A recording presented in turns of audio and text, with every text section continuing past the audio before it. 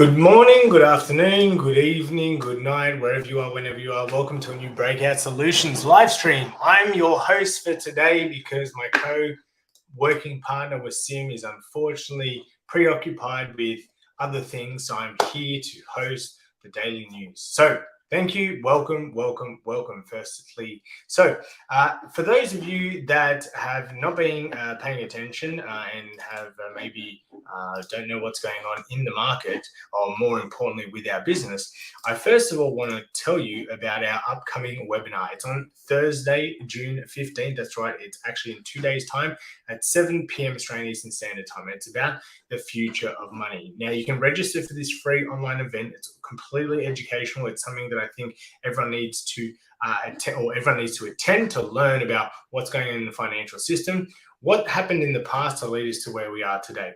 So head to breakoutnow.co/future of money. You can register for the event on June 15th, which is obviously the one in 2 days' time. We are also doing one in August, but by then times have changed and you probably want to get this information as quickly as possible. So head over to the website and check it out.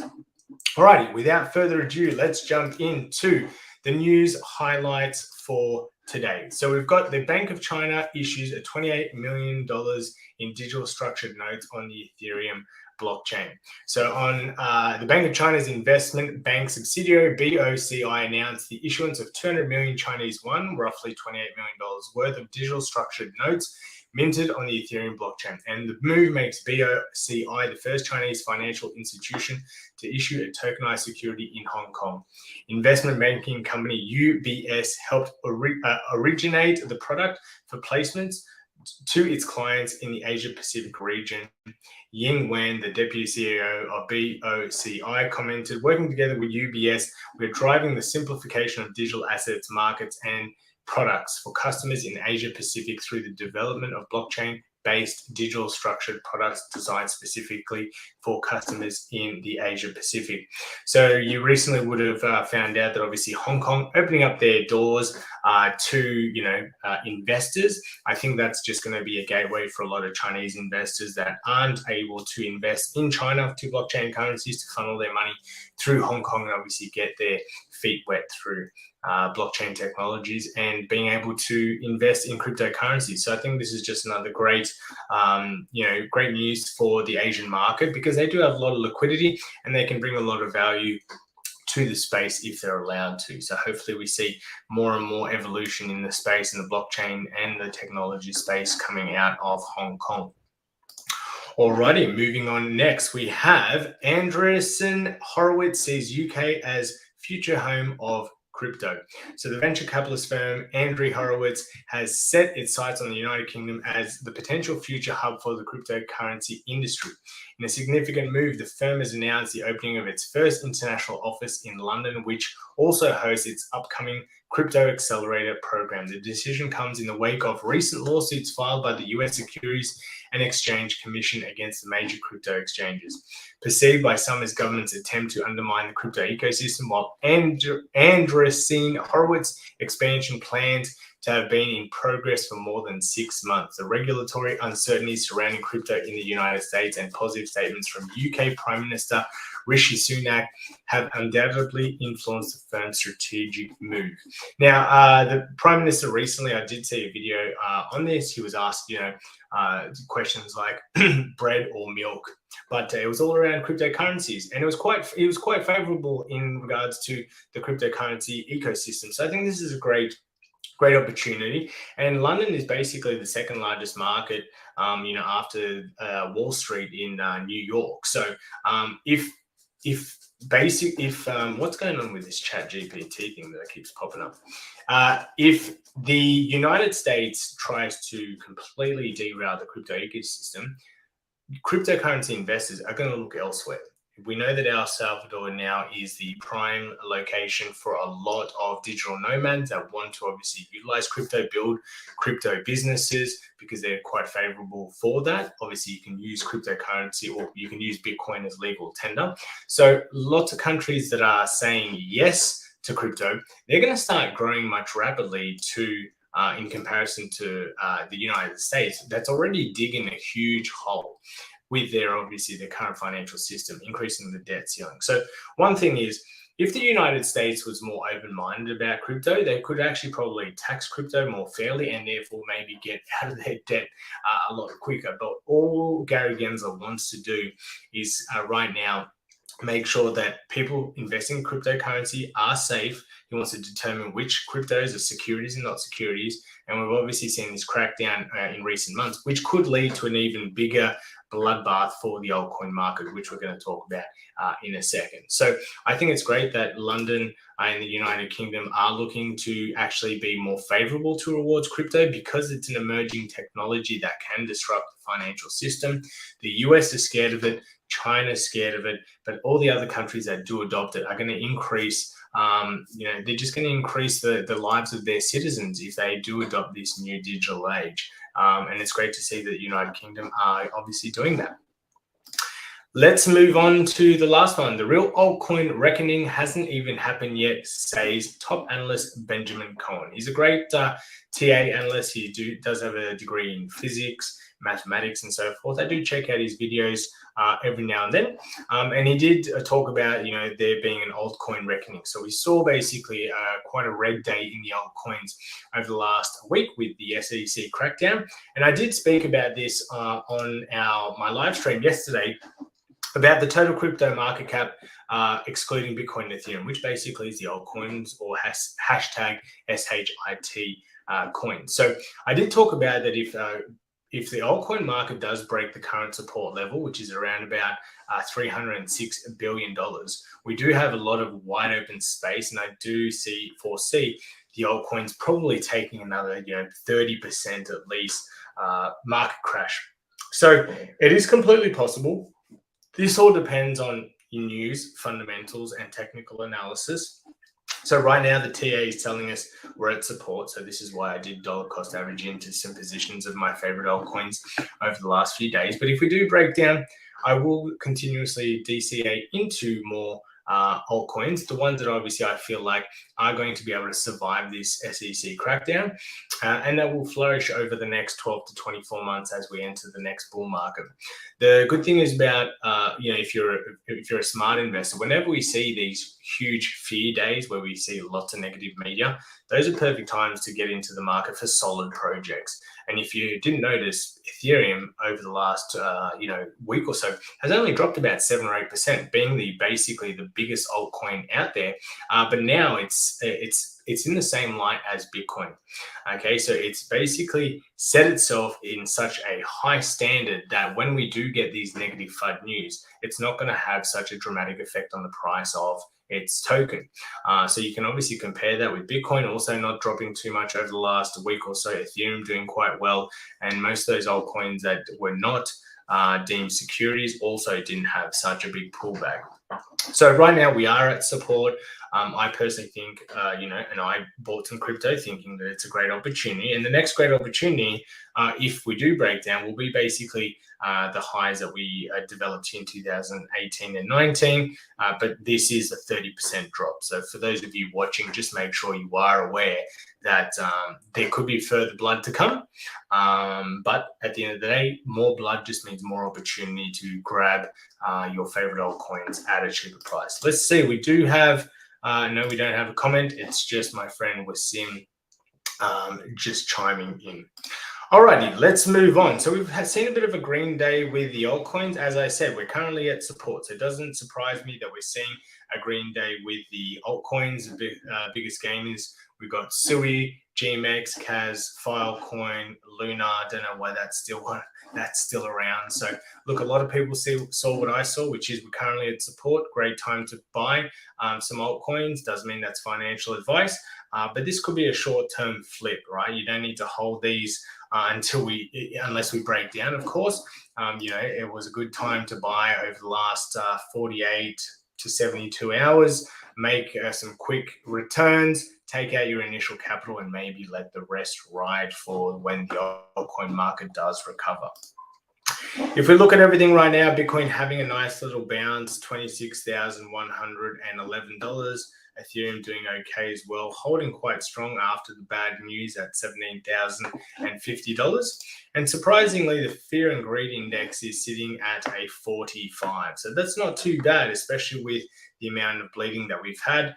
We have had about 9 weeks, about 2 months of downward action from from Bitcoin. And when Bitcoin goes down, then it usually likes to take things with it. So this is holding up relatively well, especially with the current market, what's happening with the current market. So I do think we should see a little bit of a relief here. I'm not going to say that we're going to go up to the $30,000 level right now, because unfortunately there's a lot of fear in the market. Even though traditional markets are doing quite well, the crypto market seen as high risk, high volatility. I can understand people's lack of enthusiasm to want to jump in right now, because market psychology tells you, hey, we've dropped a lot, so we should probably sell our bags now because it could get a little bit worse.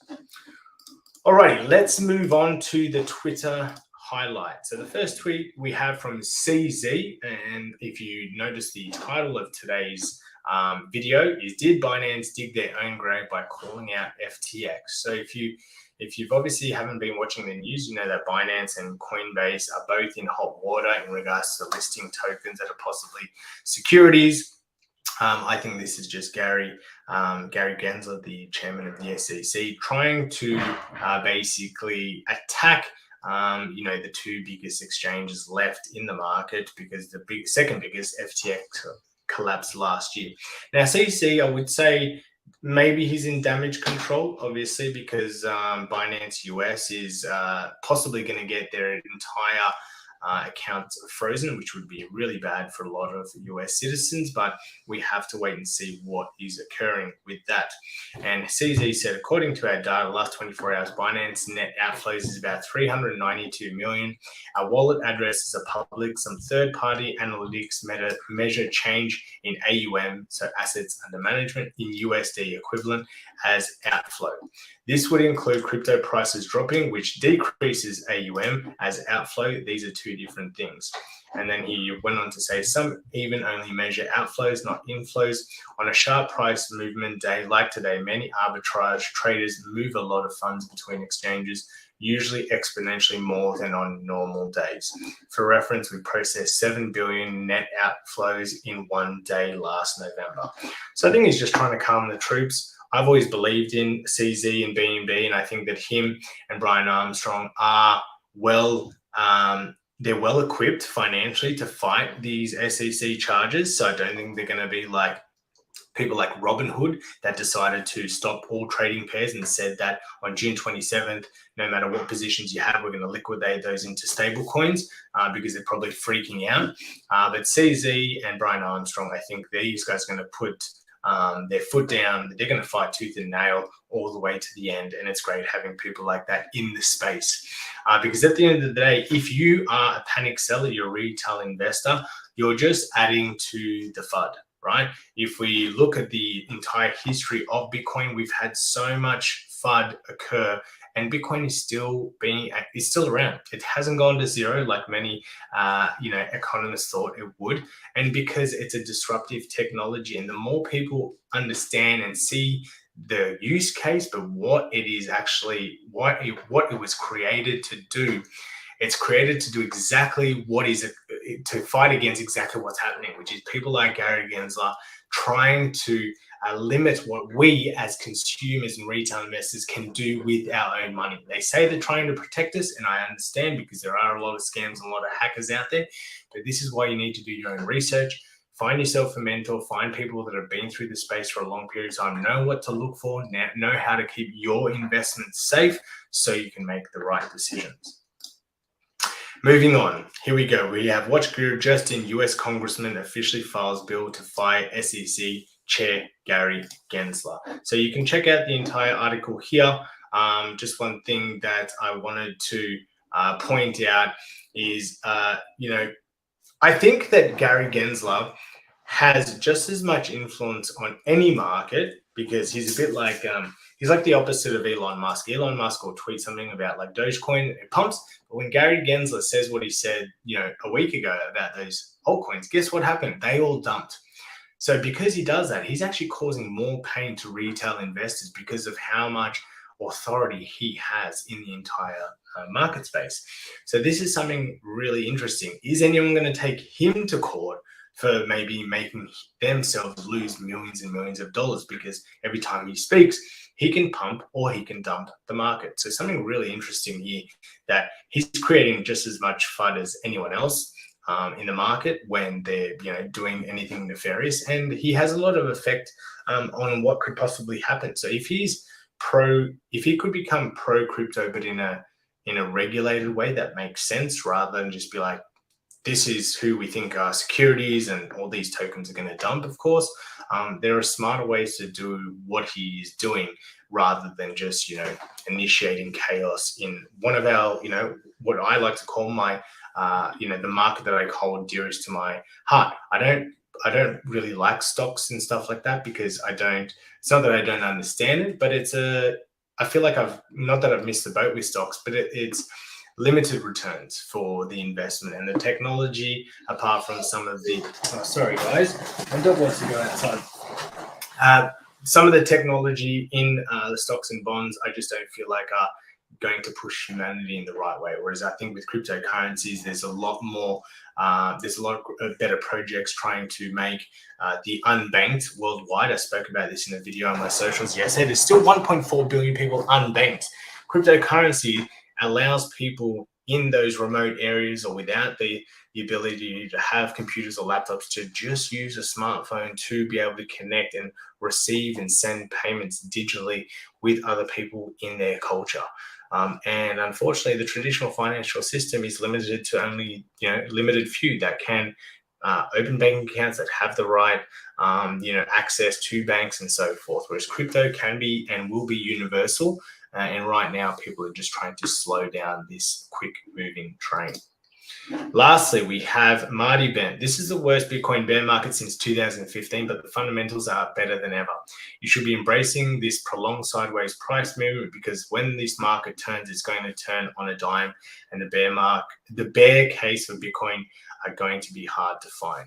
So 100%, we all know that during a bull market, the Bitcoin and also crypto market grows exponentially.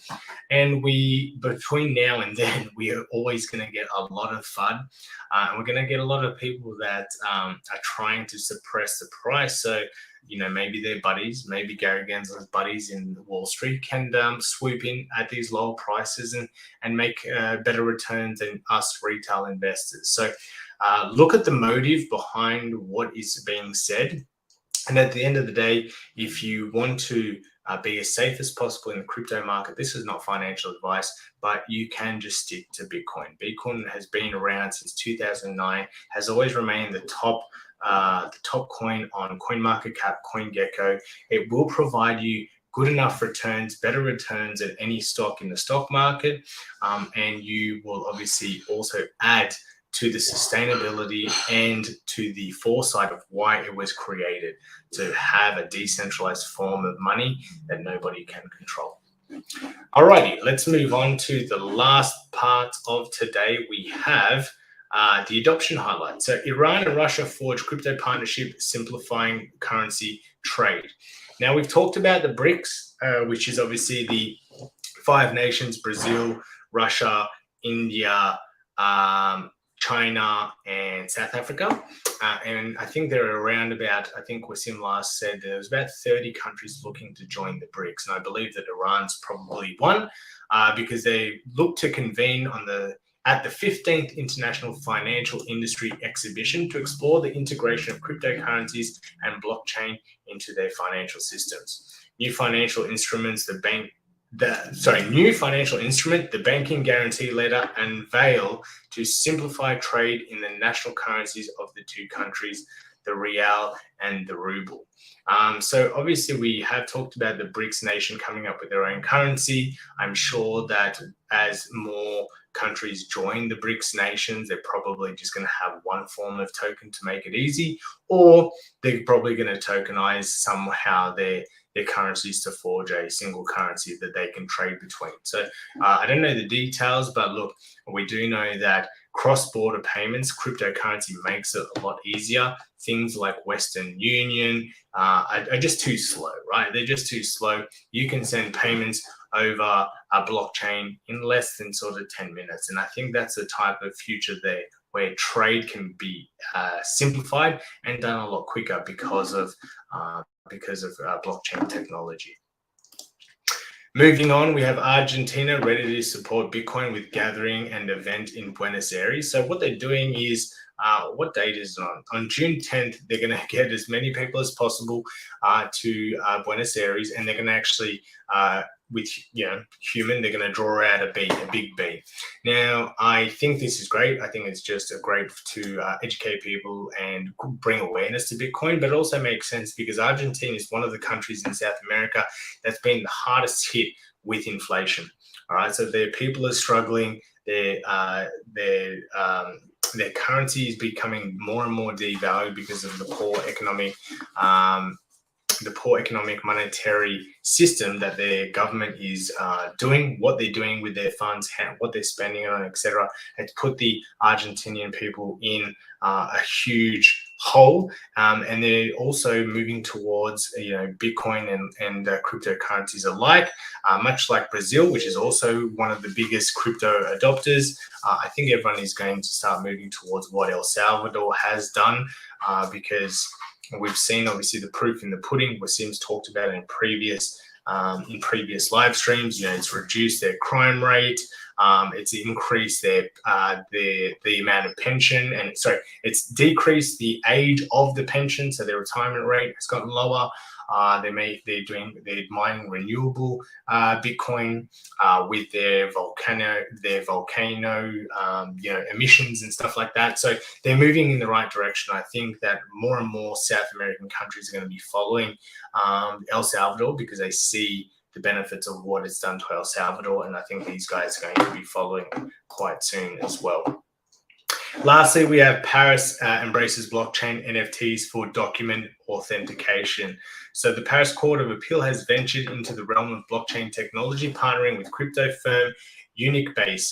The court aims to leverage non-fungible tokens to authenticate documents and official acts, a progressive stride in modernizing administrative procedures. So they're calling this the Legit, right? And it's going to be hosted by Hyperledger Fabric and an open source blockchain platform known for promoting interoperable blockchain technologies. Legit facilitates the birth of these digital twins. So basically, they're going to have the real document, they're going to have the document on the blockchain, and this is how they're going to integrate it. So it's going to be really good because I think this brings transparency to people who don't get to read these documents. Obviously, most of these, whenever documents are produced by politicians, we don't actually get to read them unless they're obviously uploaded onto the web, and I'm sure most of them are, but it gets a little bit complicated. But I think this is just a great way for there to be integration within Parliament for blockchain technologies, NFTs, and making these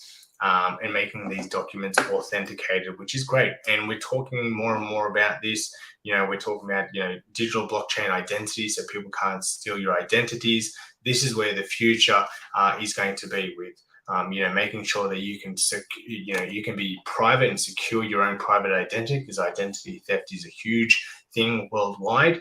So if you can obviously tokenize and authenticate your own personal ID and other forms of documents on the blockchain, and obviously Paris and France are trying to lead the way with authenticating documents within Parliament. This is a great way to go about it. Guys, that is it for today's news. And I'm going to leave you one more time with just our upcoming masterclass / webinar. It's on Thursday, the June 15th at 7 p.m. Australian Eastern Standard Time, the future of money. Come learn about the history of money, what has happened in the past, why has it led it to where we are right now in the present. And it's a great opportunity for you guys to educate yourself, because education and knowledge is the power for you to succeed as an investor and to be able to make a life-changing wealth. So that's it from me. Thank you all for watching, and I will catch you guys tomorrow for the altcoin stream. There's a lot of fear in the altcoin market. So please join me. Let's see if we can find some absolute bargains in there. Or let's look at some targets of where we could possibly purchase some of the best altcoins on the market if we do have a breakdown from the current support levels, because Bitcoin dominance is increasing. So there is a more than 50% chance that altcoins are going to break down further. So it's all about finding which ones we would like to invest into ride into the next bull market. Thank you all for watching. If you're a first time watcher, make sure you like, subscribe, turn on notifications, and I will see you on the next video. Bye for now.